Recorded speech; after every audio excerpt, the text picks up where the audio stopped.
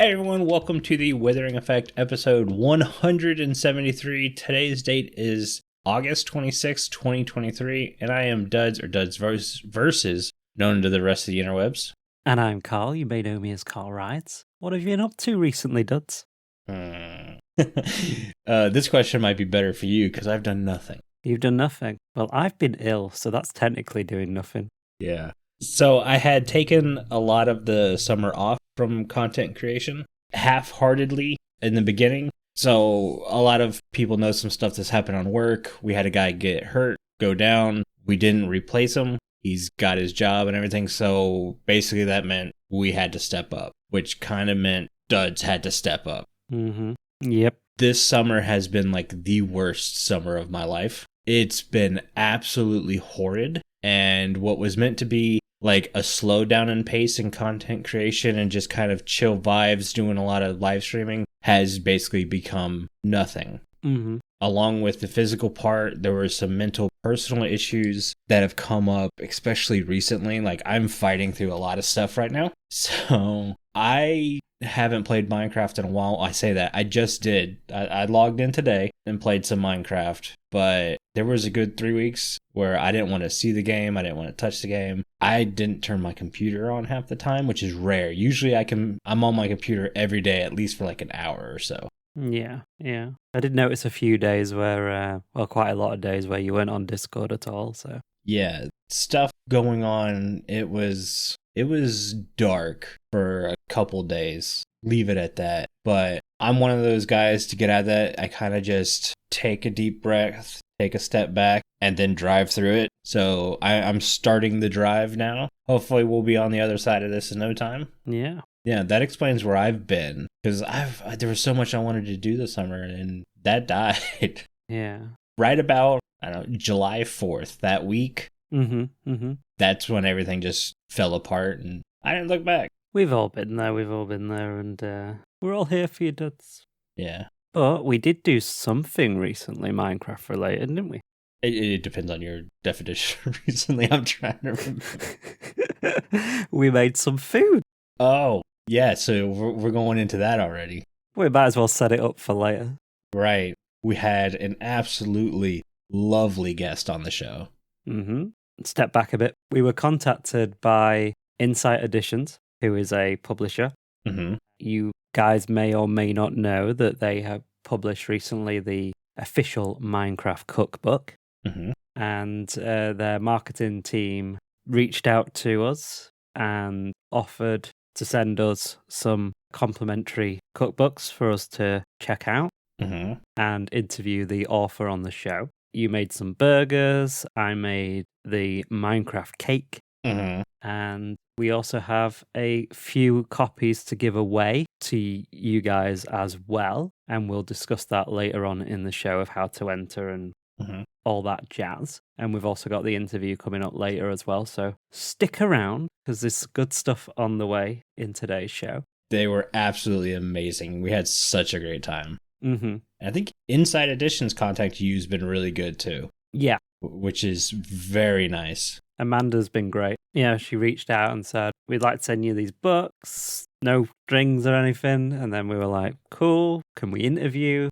Tara, the author? All good about it. You know, do you want some copies to give away? Things like that. So they've been great. And yeah, I've really enjoyed making the food as well. You'll hear in the interview, but Carl and I are not, I don't want to put this, good in the kitchen.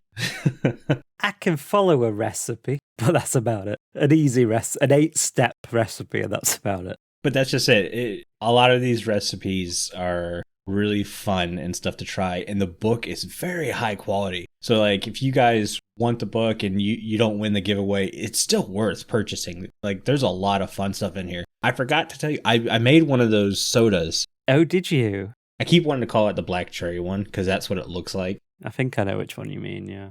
I mean, it was like 3 or 4 days after the interview that I made it. Awesome. I made a couple of drinks as well, which you'll hear about later. I'll leave the Amazon link in the show notes as well, along with the links to the competition and Tara's links as well. So you guys can check all that out. But it's worth looking at if you guys are interested in making some of the food that we have in the game. There's some really great recipes in there, and I've got so many that I still want to do, like the firework cookies and stuff.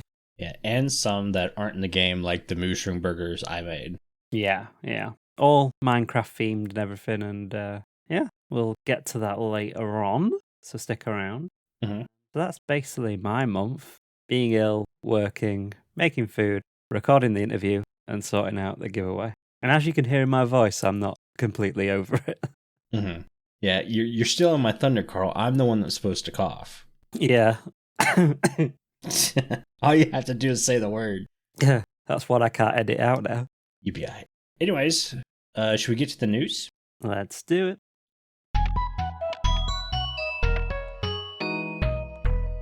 Some pretty big news. Mm-hmm. We have 2 snapshots that have come out. One of them's a bit smaller. Or I should say the most recent one's a bit smaller. And the way we're formatting the news segments now, we're not going to go over everything. There's some bans being made to skins and names that are inappropriate. And my eyes got real big because if you go searching through some of these Minecraft skin sites, there's some bad ones on there. Yeah. You know who you are. I'm really excited to see that going away. That'll be nice. And if Mojang does decide to take your name or skin off you, it looks like that you'll just be asked to create a new name before you can play online, or yeah, you'll be given a default skin before you're allowed to play online. From what I can tell, they're not going to take much more action than that against your account. You know, just pick a sensible name and skin and you'll be all good. Mm-hmm. But the big thing came from the experimental snapshot. Yeah.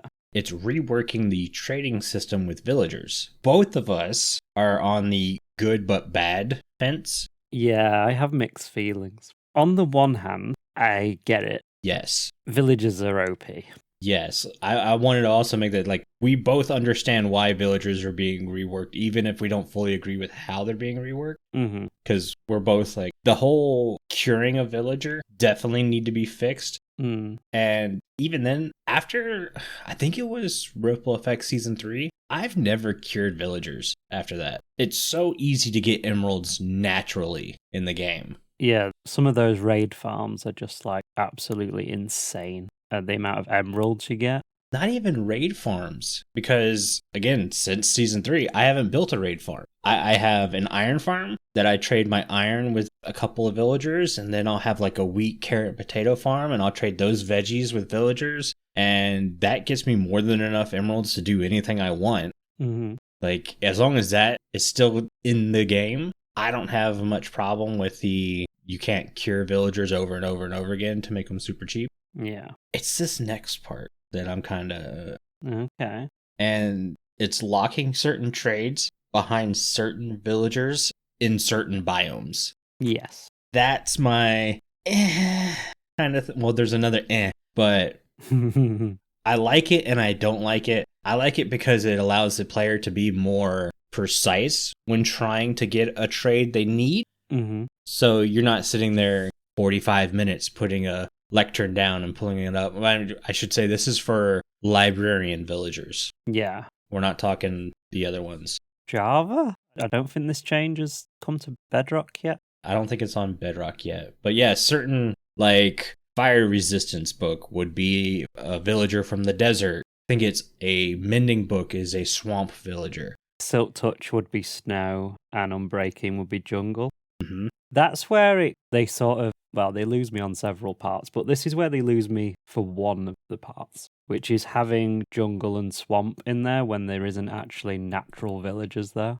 Bingo. If they want to do this change and implement it into the final game, and like we say, it's in experimental, so we don't know whether this is going to be in 1.20.2 or whether it's going to be in 121 or 122 or 123 or whatever. We don't know. If they want to do this, then they need to put in jungle and swamp naturally generating villagers, because I feel like the average player is going to be like, where's my Unbreaking books? I've been in every biome, I've been to every village, and I can't get Unbreaking. Mm-hmm. Well, that's because they're in the jungle, and there isn't naturally, you've got to bring villagers from other biomes into that, create a breeder, and breed them from that. That's a lot to ask for the average player. Yes. They need to address that, definitely. Mm-hmm. That was one of my big gripes was the normal average player don't forget, over half the players still haven't gone to like the end or something like that. Remember that ridiculous stat? Yeah, there was some statistic about, I think it was the Nether. The Nether. Okay, yeah.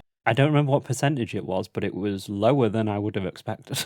Yeah, it was some massive number. And now you're asking the average player to learn villager mechanics and stuff. So having the villages actually there would be nice. Yeah. And then you have the problem of, have you ever tried to move a villager? Yeah.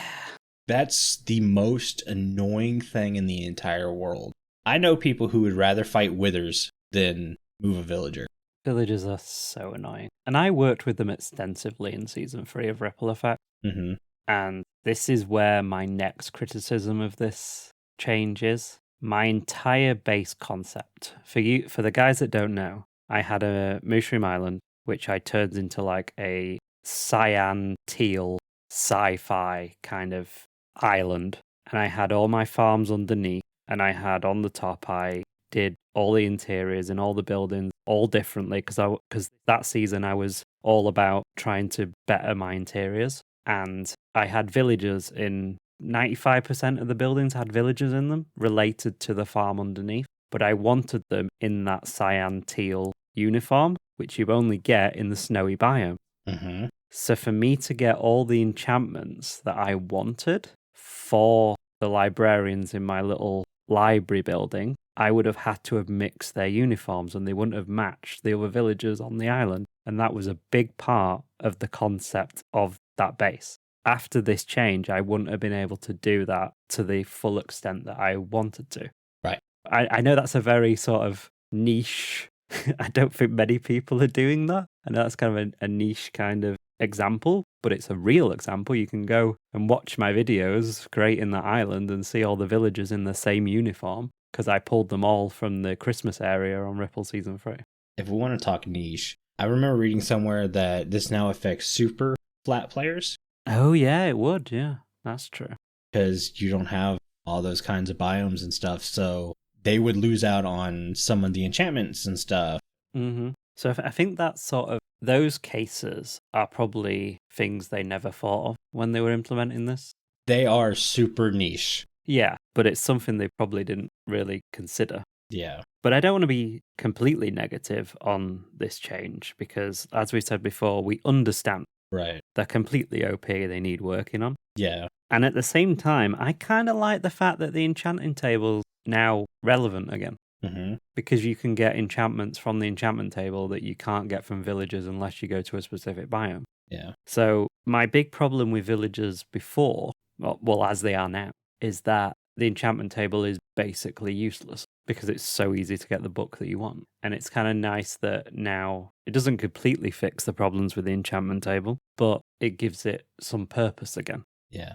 I'm under the enchantment table has always sucked to me. Mm-hmm. I like the concept of the enchanting table, but playing with enchantment levels and all that, trying to figure that out, I've really enjoyed when you remember when they changed the lapis to either 1, 2, or 3? You remember when you needed like a ton of lapis to enchant things? Yeah. So that was a rework in the correct direction. Now we have the problem with these same villagers that we were trading for don't always give max level enchantments when you do trade for them. Mm-hmm. So it makes the anvil even more important, but we still have that hard lock of too expensive on there. Yeah. Now, most of everything I've seen so far is you can still do max level enchantments on all your equipment and still be under that too expensive thing. But these are also coming from players who know by heart how you have to stack books. Yeah. And items and stuff to get the lowest. And again, the average player, are they going to understand enchanting mechanics? Are that going to hurt them? That's the thing. Like, it's very easy to do all that stuff wrong. Right. I've done it many times. Yeah. And these last couple updates to me, it's felt like there's been a lot of unnecessary grinding. And this is where Duds is in a very niche place of my own. I am not an explorer. Mm-hmm. I am a homebody. I'm going to go get what I need and then come back. And every update seems like, well, we're doing this so you explore more. We're doing this so you explore more. We're doing this so you explore more. I don't want to explore more. I want to be creative in my little zone. Mm-hmm. So now we have a lot more grinding with villagers and having to explore more. And if I'm going to build a good XP farm, why not let me take advantage of that? Take the too expensive lock back off. Remember when like you try to fix your axe or whatever and it'd be like 100 levels? Yep. Bring it back. Bring it back. If you're going to make it harder for me to enchant tools to max enchantment, reward me by giving me the too expensive, like, hey, you put in this time and effort to make an XP farm, or hey, you did the time and effort of going around and either killing mobs for XP or mining quartz like you do in early game. You deserve to be able to use your levels. Yeah? Definitely. There's got to be a give and take. I like the fact that we're reworking some villagers, but there's some other things that I think need to be reworked too. I'd like to see the enchantment table, I don't want to say buffed, because you can still get some really good enchantments from a single enchantment. Like I've gotten the Unbreaking 3, Fortune 3, Efficiency, whatever, 4 on the enchantment table. So you can still get a lot of really good enchantments. But it'd be like a little rework would be nice. I think if and when they implement this into the game, I would hope that it would come with changes to the enchantment table as well. I think that's why it's behind the experimental button, where bundles still are to this day. Yeah. So yeah, I think, and they're looking for feedback as well. There's a link to a feedback form, which we'll put in the show notes as well, so you guys can give your feedback on the villager changes as well. It's probably a while before we see this in the game, and it'll probably go through loads of iterations like it usually does. We'll see what happens. One of the other big thing that I want to mention is like enchantments for your fishing rod and your trident, and I think the crossbow. Crossbow, yeah. Yeah, none of those are being sold through villagers anymore. No. And everyone's like, well, you have to use the enchanting table. Why can't a fisherman trade you a book? I get librarians, they're known for the books and stuff, but if I needed to go somewhere to learn about fishing... Go to a fisherman. Yeah, I don't necessarily would want to go to a library. I'd go to a fishing hole and talk to a fisherman that's been doing it a while. So maybe that'd be cool for a fisherman. I mean, we have the Fletcher villager who doesn't have a good use for his table still. They can do crossbows. I don't know about the trident stuff, but to me, it seems like a good idea to put those there. They're not really enchantments that people are gung-ho looking for all the time, like unbreaking or mending. I don't think it would be too lore breaking. Yeah, completely agree. Or maybe allow them to sell enchanted items. You don't get the books, but you can get the item, kind of like the armor and toolsmith and all that stuff. Does a fisherman sell enchanted fishing rods? No. Okay, I was going to say, I haven't messed with the fisherman much. No, that's a good idea. I like that. Share the love of the enchantments around then if you're going to make these kind of changes. Yeah. CubeCon? CubeCon, 6th to the 8th of October. It's coming soon. We've built a booth in their creative world. We're just waiting to see whether it'll go in the venue. I'm sure that it will. And other things that we want to do, but we haven't had any confirmation on any of that yet, so we can't say anything. But yeah. And I will put out there, Channel 64 also has a booth. They do indeed. Since I'm part of that S&P, throw that out there. Oh, we did have the Channel 64 tour date not too long ago. You did, yeah. How did that go? I was at work when you did that, so I didn't get to get involved, unfortunately.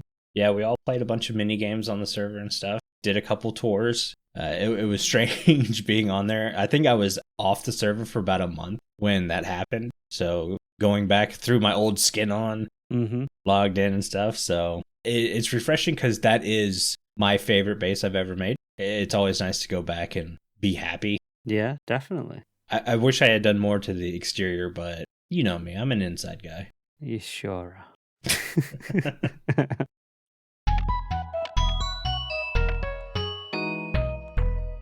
Polls. We asked you guys on Spotify, which of these missed opportunities would you like to see added to Minecraft? And we had a tie, which is crazy because there were 66 votes, but the plant/storage to the pots and items on hanging signs both tied. Matter of fact, basically everything was relatively close to each other. I think a lot of people liked all of the missed opportunities. Not so much the per player loot on the server, where each person would be able to open a chest. Which I still stand behind. Well, see, that came in second on the YouTube poll. It did. And the YouTube only lets me do 5 things, which I forgot about, so it's sort of off. Yeah. To the Spotify one, because there's more on there. But yeah, like nearly 30% on YouTube for that one, but only 4% on, that's a 6% on the Spotify poll for per player loot on servers. And dying pots, one on that one, and storage in pots at 43%. Yeah, I think it's sort of very similar across both platforms, that they kind of like the ability to dye pots and put storage in them, and then the items on hanging signs, which is just an obvious idea if you ask me. That they should definitely implement in 121. I don't understand the no dying pots thing. That still blows my mind. Yeah, just click on it with a dye. Right? Or let me put blue dye on my brush and then let my brush paint pots. Paint it. Yeah, simple. Bam! There you go. Free ideas, Mojang. Unless you want to send us a check, which we're not going to turn down. I don't think that'll go over too well. Carl knows me. Anytime there's money involved, I get scared. Yeah, he turned down £1 million the other day. It was terrible. One, I wouldn't even know what to do with £1 million. Like, how do you carry that? That's extremely heavy. Too much, Carl. Now, dollars. Now we're talking. Yeah.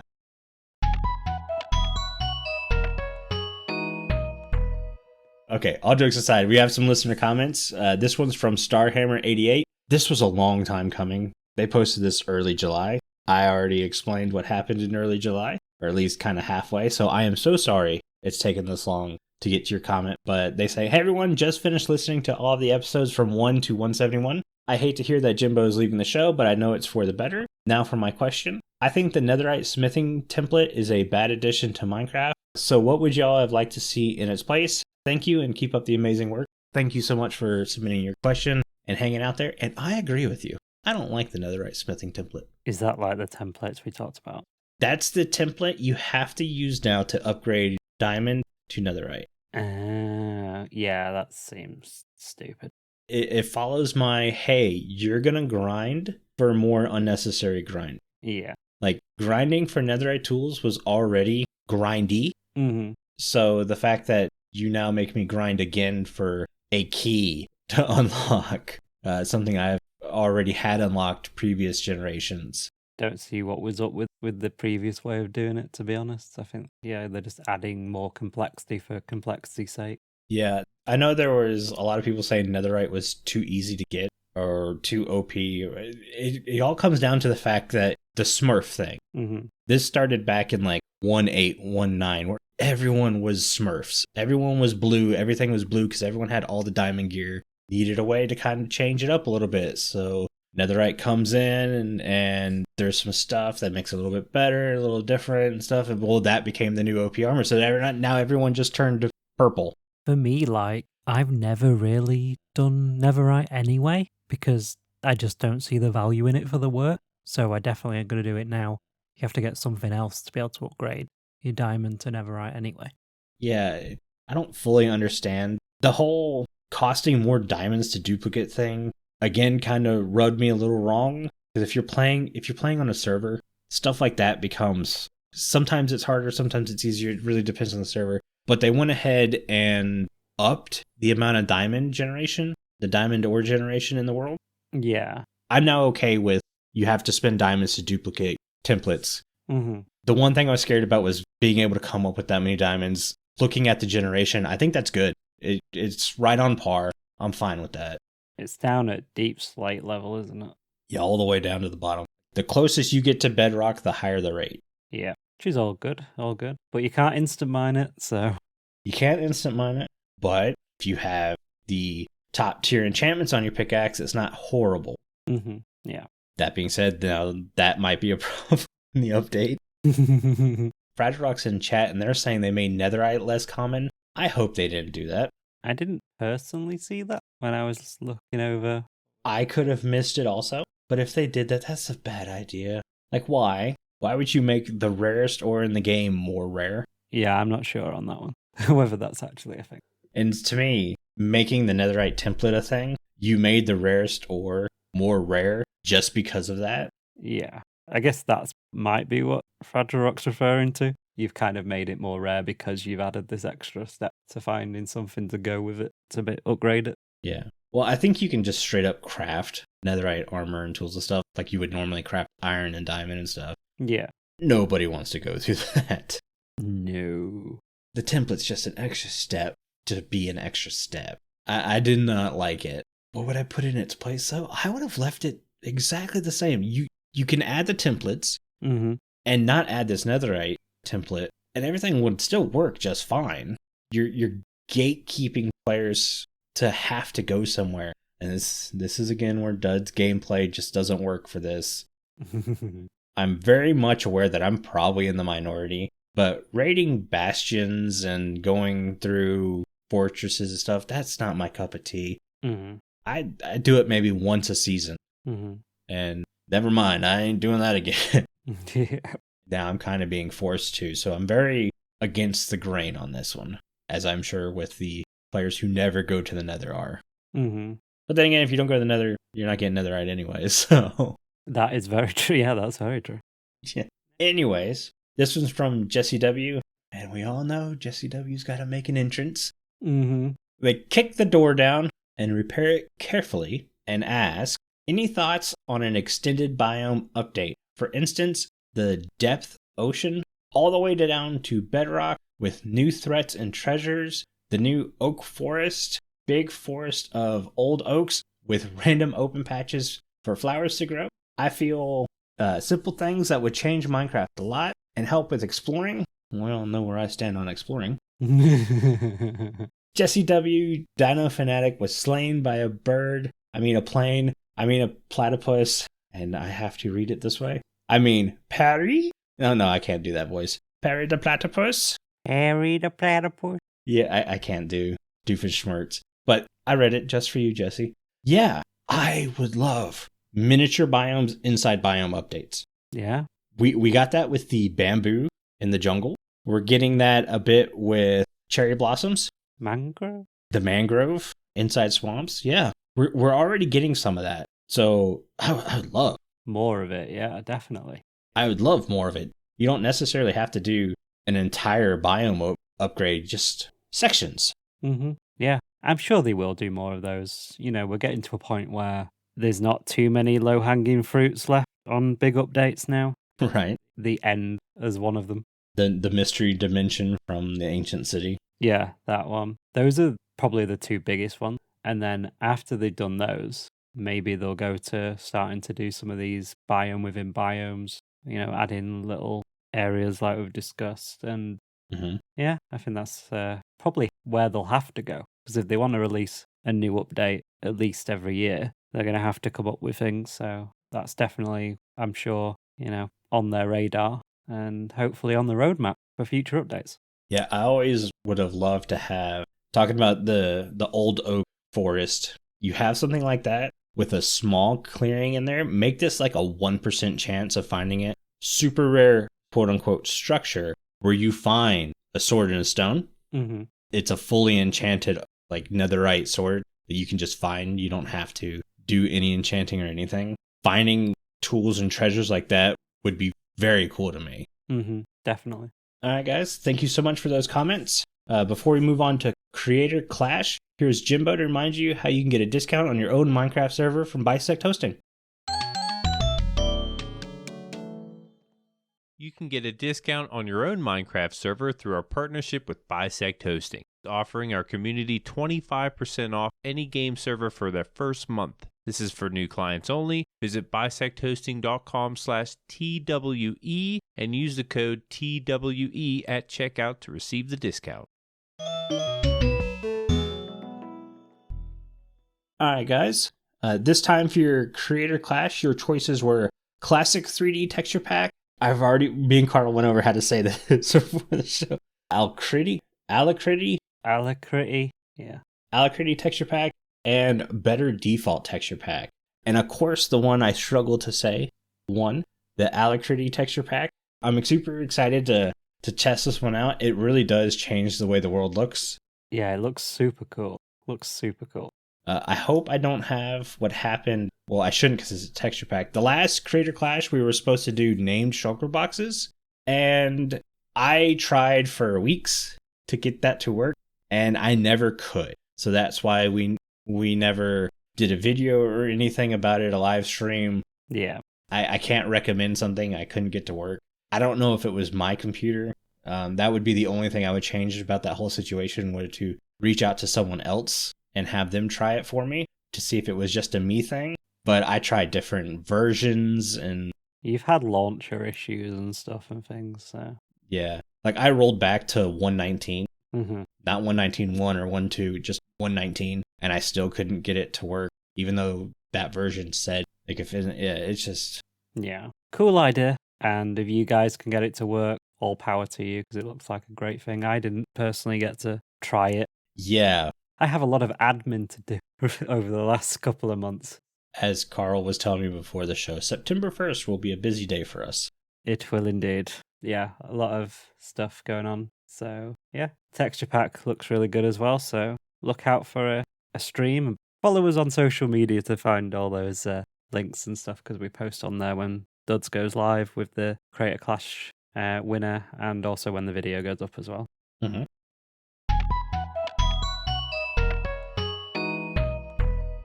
Before we hop in the interview with the lovely Tara Thier-Harris, would you like to go over how to win a cookbook? Yes. So we have 2 Minecraft cookbooks to give away to our public listeners and 1 to our Patreon members. Entrants must be 18 or over on the date of their entry, and this is open to US and Canada residents only with a US and Canada shipping address. Entrance will begin on September 1st, 2023 at 10 p.m. BST and end on September 22nd, 2023 at 10 p.m. BST. Entrants made out of these dates and times will not be considered as a valid entry. Prizes are provided to us by the book's publisher, Insight Editions, and for details of how to enter and full terms and conditions, visit thewitheringeffect.com/win, and that link will also be in the show notes as well.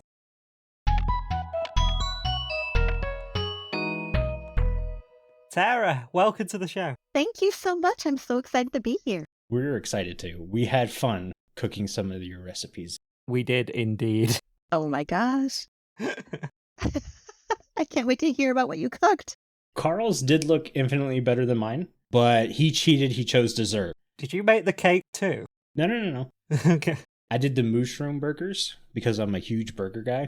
Ooh, that sounds nice. The thing is, I'm not a big mushroom and onion guy. Oh. What a one to pick. Yeah. I know, right? But see, it's not so much the flavoring of mushroom and onions.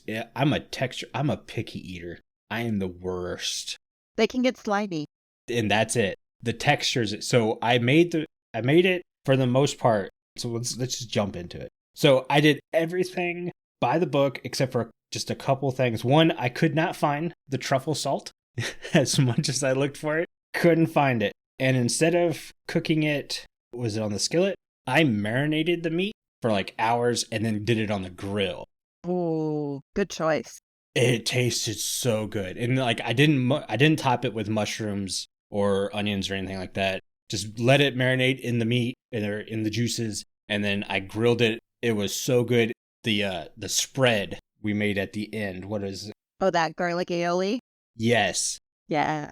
That was probably my favorite part. Yeah, that sounds good. It was so good. I have pictures, Carl. I didn't forget to send pictures. Well, I forgot to send them, but I did take them. Nice.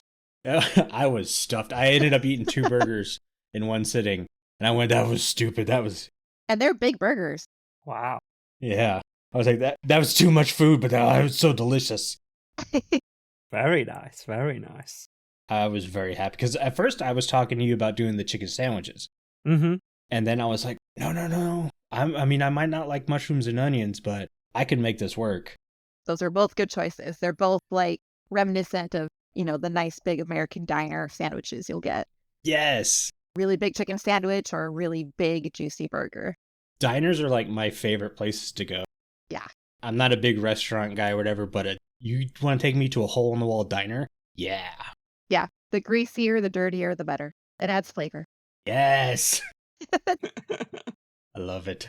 Carl, do you want to go or do we want to save you for last and start asking some questions? I'll go.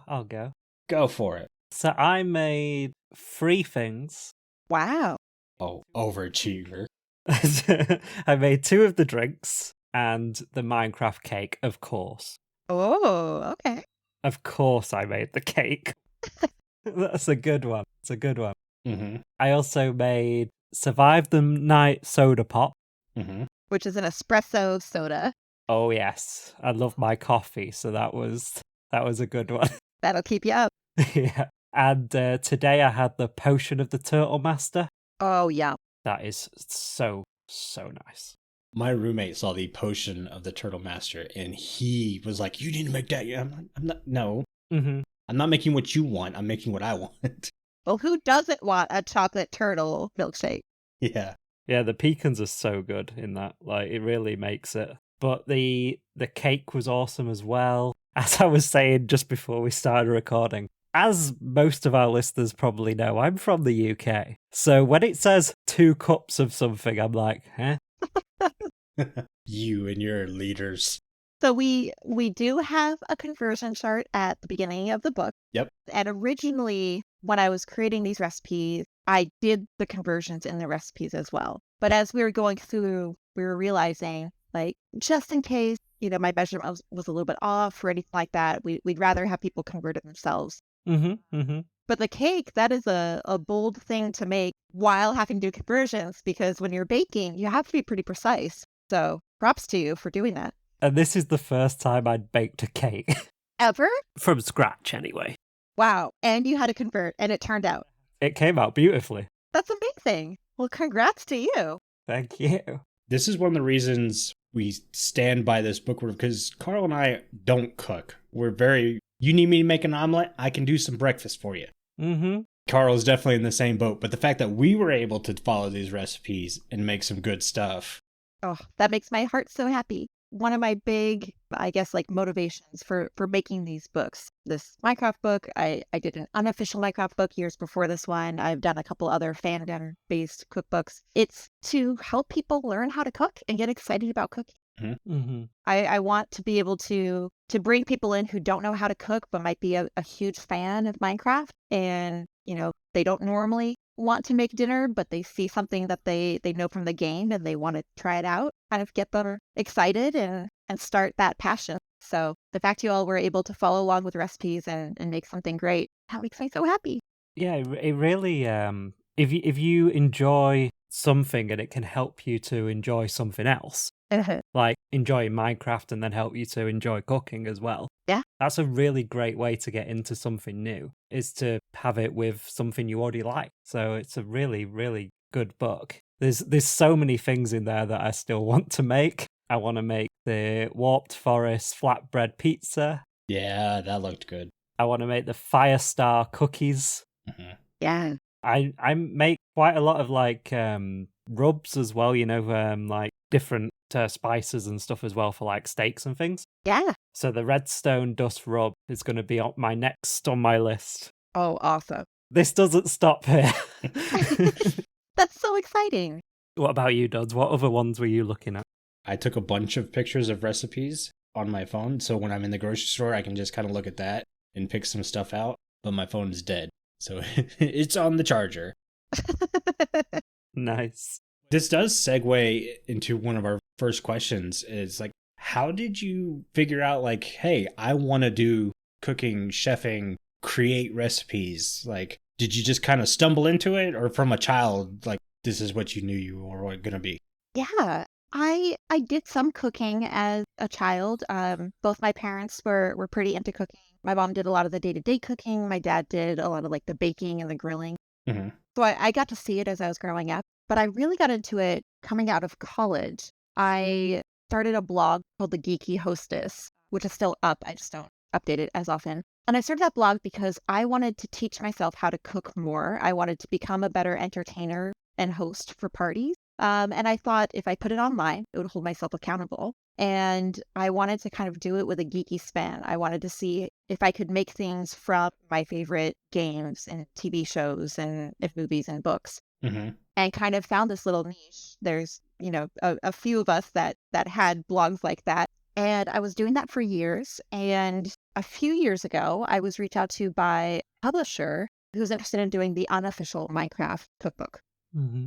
And at that point, I was working for Xbox, so I was around Minecraft a lot, was getting kind of bigger in the gaming community, and I really loved the idea of what they wanted to do with the book. They wanted to target kids. I want to say it's mostly like 8 to 10-year-old kids, and kind of do some more basic recipes, things that they could do either by themselves or with a little bit of help from a grown-up in the kitchen, but have it be all based on Minecraft. So that one hits a lot of the basic foods. Like any food item in Minecraft, you're going to find it in there. You're going to find a baked potato recipe and a pork chop recipe and some basics there. And from there, I reached out to some other publishers about other books I was interested in creating. I did a Broadway musical themed cookbook.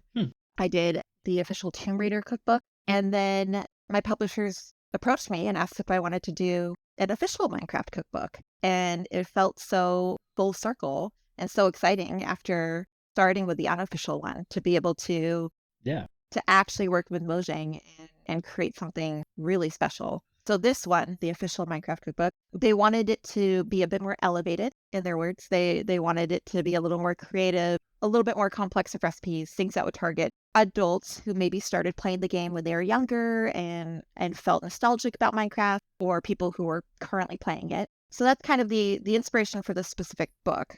And because I've been creating geeky recipes for so long now, I kind of, whenever I watch or interact with anything or sit down and play some Minecraft, everything I see, my brain translates it into food. So I'm like, could this block be something edible? What could this look like? Could this word be a pun for something that exists in the edible realm? See, that's like a perfect mirror for us, because me and Carl will be walking around and be like, can I build that building in Minecraft? Yeah. Exactly. So when I play Minecraft, I go, can I eat that? Well, no, I mean, I do that too. Yeah, so that's really how it got started. But I mean, I am self-trained. I'm a home cook. Awesome. I think because of that, I'm able to come at these recipes in a little bit more of an approachable way for folks who haven't been cooking a lot before. And my big goal is that anyone, anywhere can sit down, take a look at these recipes, be able to find most of the ingredients in their local store, and be able to sit down without a whole lot of special equipment. So you don't need instant pots or smokers or grills or things like that. It can just be you with, a stove and a microwave and make these recipes. As we discussed a little bit before we started recording, not all of these ingredients were easy for you all to find. I'm based in Seattle, Washington, in the US. So there's certain things that might feel common to me that aren't as common everywhere else. And I'm still kind of learning, what other countries might have versus the US for some ingredients. But I'm always learning. And it's kind of fascinating to find those little differences. So it also helps, like you said, you weren't making this cookbook for classically trained chefs. It's for the average person. So it translates well. It's like, well, I don't have this. Can I substitute something, or can I go without? And can I manipulate this recipe to fit with what I have? And obviously it works, because Carl and I are no specialists, and my burgers were pretty darn good. yeah. My cake was gorgeous. Oh, I love it. And that's something that I really want to encourage people to do, especially with a Minecraft cookbook. I mean, in Minecraft, you do this all the time. You see a tutorial and you start to build something yourself, and you change it to fit what you need and what you want. That's exactly how I looked at it. I looked at it as if I was building something. Yeah, and that's what I want you to do. For me, this whole thing is creative mode. You just go in and you create what makes you happy. You adjust for the time and for what works for you. And that's something that can give you a lot of confidence. Once you go through a couple of recipes, you learn the basics, you can start figuring out what it is you can adjust and what you can play with. And I have a few recipes like inventory bread, like suspicious stew. I think even the flower forest green that give you options as well, saying, you can use any of these types of grains. Yeah. Any of these spices or these flours to really make it your own. When Mojang approached you, did they just like, here's a list of all of our edible items in the game, make recipes? Or was there like an already, like, hey, we really want to focus on pork chops since that was a recent update, or something like that?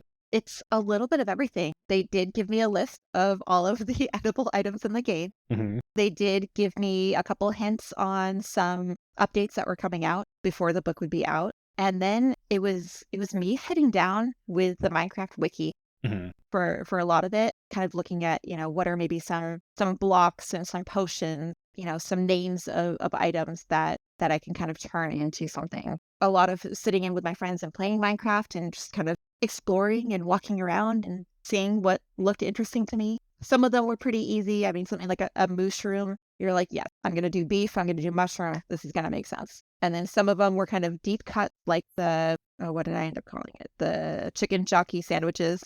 Yeah. Where, it's supposed to be like the zombified piglin. So I've got, chicken with pesto to make it feel zombified. We've got the bacon for the piglin. You're incorporating all these little elements to kind of make a little in joke. But it's a mix of everything. We didn't want to do any of the basics that I'd really hit on in the previous book. Mm-hmm. So we did stay away from a lot of the basics, but we did hit some basics. I have a kebab recipe that incorporates pork, beef, and chicken to kind of represent all of the that one looked good. The mobs that you see in the farmland Mm-hmm. or in the plains. Yeah, but for me, it's all about just kind of letting my mind wander, getting creative with it. I've got a buried treasure pie, which is a breaded salmon dish, because when you get buried treasure or you get a treasure chest, there's a chance that you have salmon inside of it. So I thought, why not do something with that? Yeah. Very cool. Very cool. So how long did it take from the initial list being given to you by Mojang to you having a list of recipes? Was that a long time? Was it a few months? How long was that kind of over? Yeah, I would say the initial list where I'm just really walking through and saying, I want to do this, this, this, and this before I fully write out the recipes. That probably takes about a month. It's going through, it's listing all of the things that I could think of right away. And then you take a look at that list and say, okay, to make this an excellent cookbook, we want to balance out the appetizers and the desserts and the entrees and the drinks. Mm-hmm. Mm-hmm. So what do we need more or less of? I always end up brainstorming more desserts than anything else. I have a big sweet tooth, so I usually have to, take some of those back. I went straight for the desserts. Perfect. And it's so easy for Minecraft too. You've got the cake, you've got the cookies. There are so many fun options there. Mm-hmm. Plus, if you're looking at anything square, fudge, brownies, Yeah, blondies, all of those things just work so well. definitely. But yeah, so it was about a month to put together that full list that was, evened out with all the different types of food. That goes off to my publisher, it goes to Mojang, it gets all of their approval. Then comes the much longer period, which is actually writing the recipes and testing all of the recipes. Mm-hmm. And that honestly probably took about between 4 to 6 months. Wow. A lot of back and forth at that point. That's when, I'll find out that something doesn't work and go back and come up with a new idea, things like that. Do you have a favorite go-to ingredient in your recipes? Oh, that is a really good question. Because I find myself doing this a lot. Every time I go to make something, it's like, yeah, that'd be good. But if I add this, it'll be better. I mean, I have a few of those for my own cooking. For my own cooking, you can never have enough garlic. Mm-hmm. Very true. I will always add way more garlic. If I'm ever looking for just like a quick seasoning, I've been doing a lot of everything bagel seasoning. Mm-hmm. I don't know if that's as popular outside of the US, but that's been really big here lately. Never heard of it. Really? No. British. Oh my goodness. Although I don't really cook, so it could be that. So everything bagels are bagels that have like sesame seeds, poppy seeds, garlic, onion, Okay. salt, black pepper. I think those are the main parts on, but it's all on top of a bagel. So people have found recently that the seasoning alone is fantastic. I love to use it on eggs when I'm cooking. So that's like my go-to for breakfast. So those are my big seasonings right now. But when I'm creating recipes, I have a few ingredients that are kind of my like trick ingredients that I'll bring out to add some pizzazz. One of them being Pop Rocks, which are harder to find these days, but there are a couple of recipes in here that use those. The TNT and the fireworks cookies both use that. Mm-hmm. And then there's butterfly pea flour. Is that I think it's butterfly pea flour, which is a type of dried flour that people use for tea. But it does this very cool thing where it starts off blue, but if you add a citrus to it, it will turn purple. I use that in a lot of my cookbooks to, if there needs to be a potion or some sort of magical changing element. That's usually kind of a fun party trick. It doesn't taste like a whole lot, but it just looks beautiful. That's really cool. Mm-hmm. And then sugar and flour. The classics. The basics. Yeah. A lot of butter.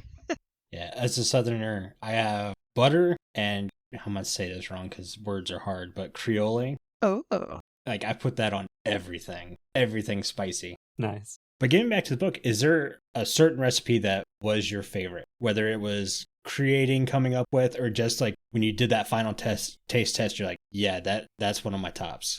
I have so many. Oh my gosh. I was like, which ones do I want to talk about? I'd say one of the ones I was really proud of, and whenever I pass by the picture of the book, I always smile, is the magma cream truffle.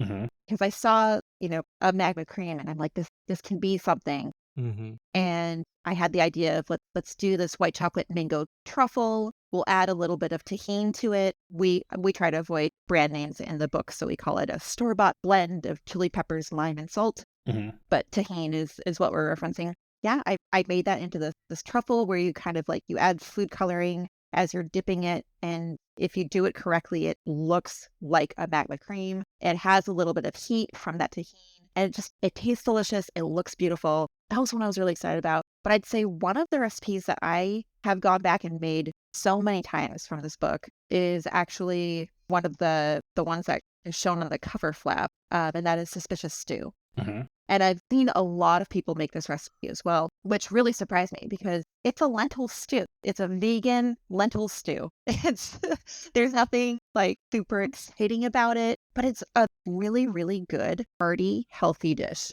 Mm-hmm. Mm-hmm. So it's going to be one of my go-to dishes I'm making in the fall. It's great for meal prepping. You can make it at the beginning of the week and eat it for a couple lunches. Mm-hmm. And it's customizable. My thought when making it is that the greens you put into it at the end, depending on which green you put in, would be the effect you would give yourself. Same as how suspicious stew in game can change its effect. So if you're using spinach or kale or collard greens or whatever you use, they all have different vitamins, so they're all giving you a little bit of a different effect. Mm-hmm. So I just kind of geek out about those little details that really make it feel more immersive and make you feel like you're in the game. But above all, the fact that I made something that, I'm seeing so many people make as their first recipe out of the book, and it's legitimately just a very healthy vegan dish. I actually have that one bookmarked. I'm one of those people when it's summertime, it's hot all the time. I don't like warm meals when I'm hot and sweaty all day. Burgers being an exception because it's a cookout meal. It's a weekend. Yeah, you're grilling it.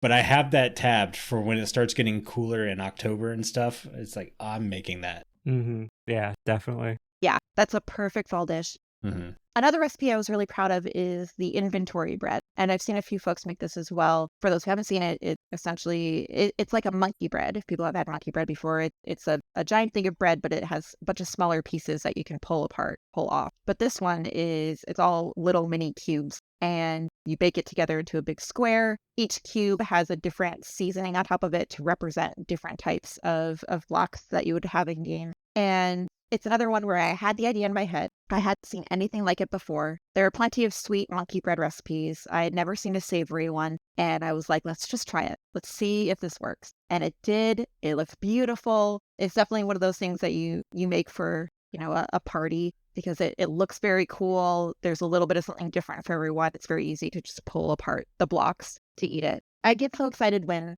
the wild ideas end up working out and I'm able to actually translate that to a recipe. Yeah. I had this weird idea when I was doing the mushroom burgers. The sauce I was talking about, the spread that I made at the end. I was like, this might taste really good with some sliced cucumbers.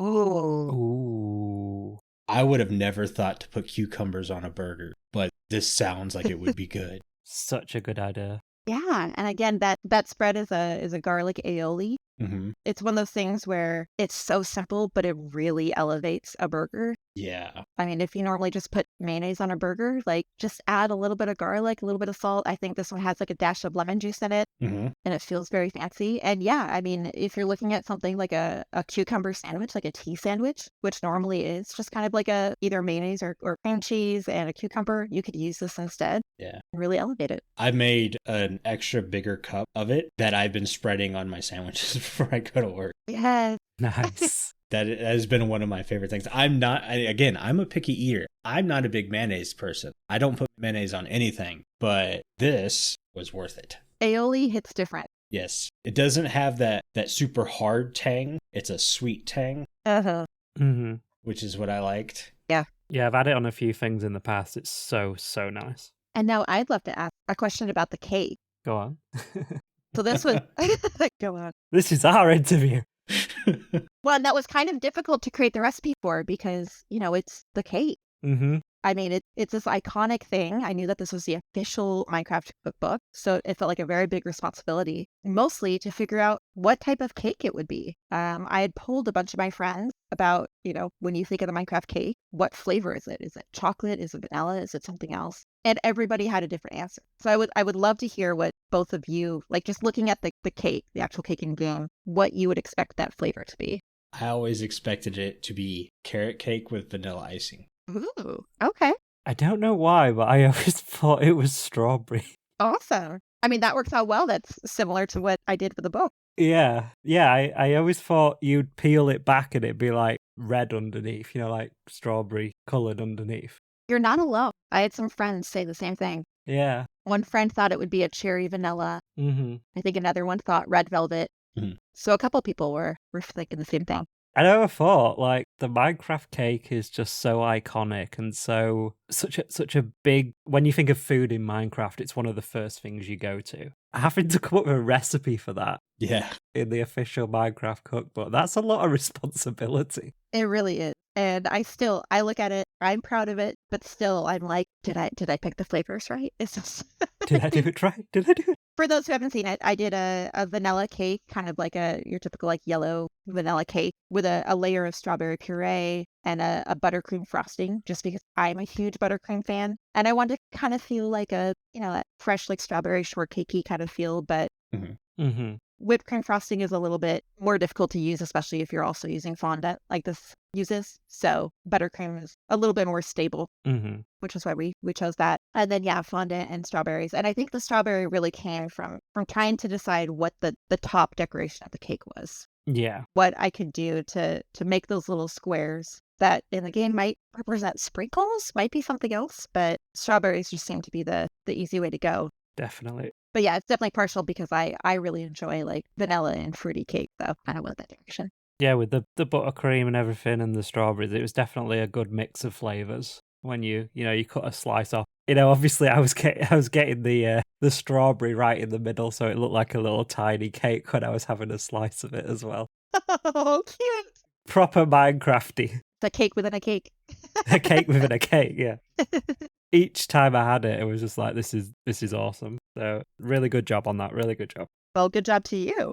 Carl, I'm assuming my piece is in the mail. No, I ate all of it. Oh, yeah, of course you would.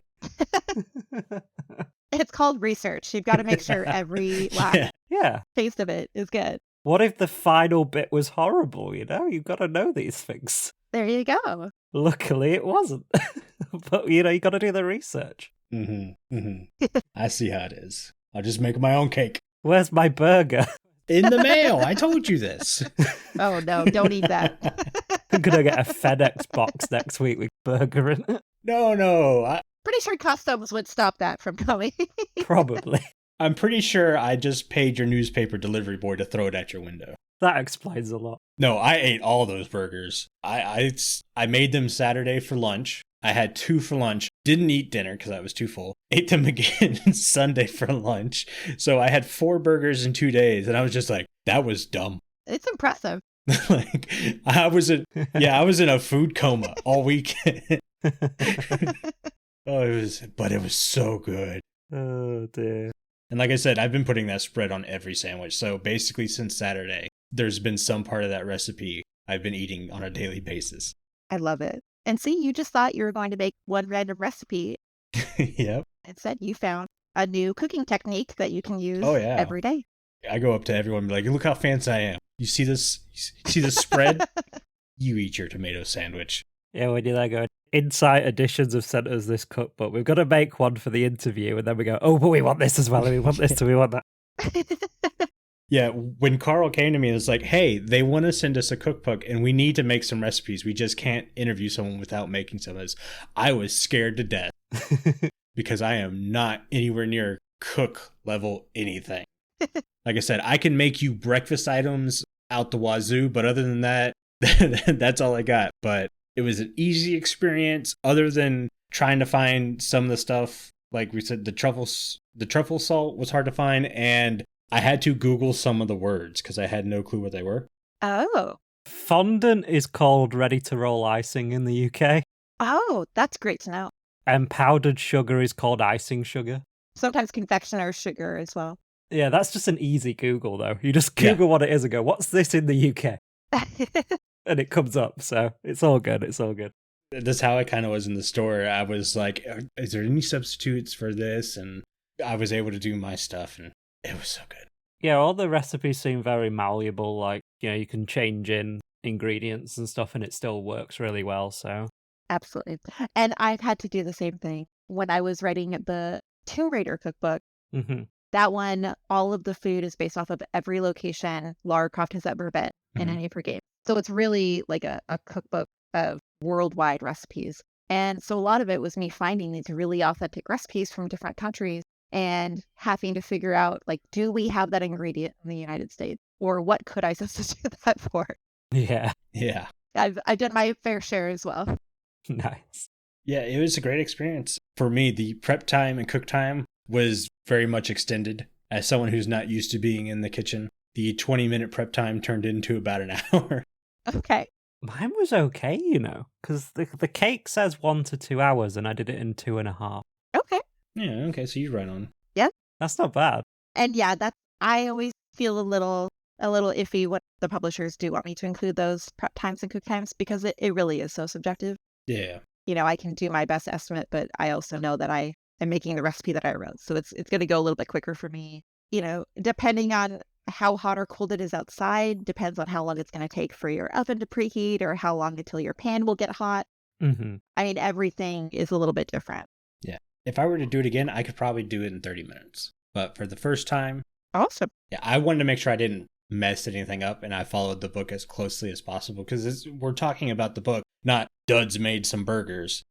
So yeah, exactly. Yeah, I enjoyed it. It was very fun for me. It was new territory, so it was scary. And then that first bite, I'm like, please don't mess it up. And it was delicious. Oh, I'm so happy to hear that. Awesome. We'll post some pictures of what we've made on our Instagram as well for everyone listening. Once this episode goes up, I'll post those on, and you can see what we made. Yes. Anything else, Duds? I think that's it. Do you want to go ahead and plug some socials that you might have where people can find you and such? Yeah. Or new books coming up, maybe. Or new books coming up? Well, I have another book coming out spring of 2024, but it has not been announced yet, but it's real good. So very, very excited. Tease. It's going to be a really good one. So definitely follow me on social to find out more information about that. Most places, I am Tara Theoharis, TaraTheoharis. I want to say on Instagram, I'm still Geeky Tara. Sometimes it's complicated to change your name. Yeah. But if you search for Tara Theoharis, you'll find me there. If anyone does pick up the book, please tag me in your pictures. Shoot me a DM and let me know what you think. I get so excited when I see people making these recipes. I'm also always available on social if you have questions. If you're in the kitchen making something and you need to find a substitution or something's not turning out right, you want someone to help troubleshoot, reach out to me. Cool. Awesome. We'll definitely tag you in our pictures as well so you can see all the stuff that we made when this episode goes up as well. Mm-hmm. Oh, perfect. Awesome. Well, thank you very much for joining us. Thank you so much. Thank you so much for having me. This was so much fun. Absolute pleasure.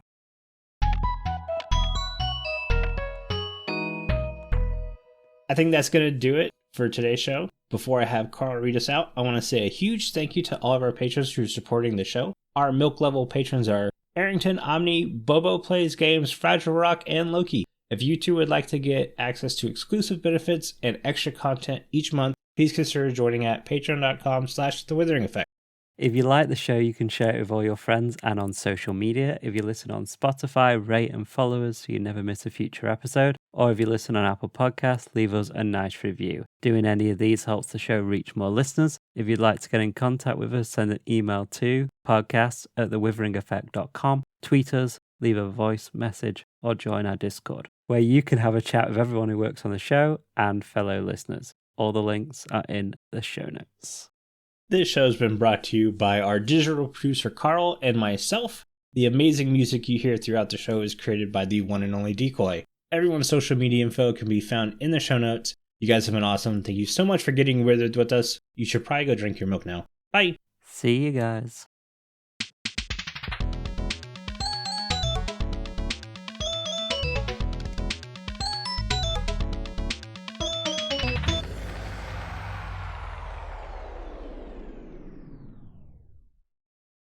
Carl, you're supposed to introduce her, man. I know, I was waiting a few seconds.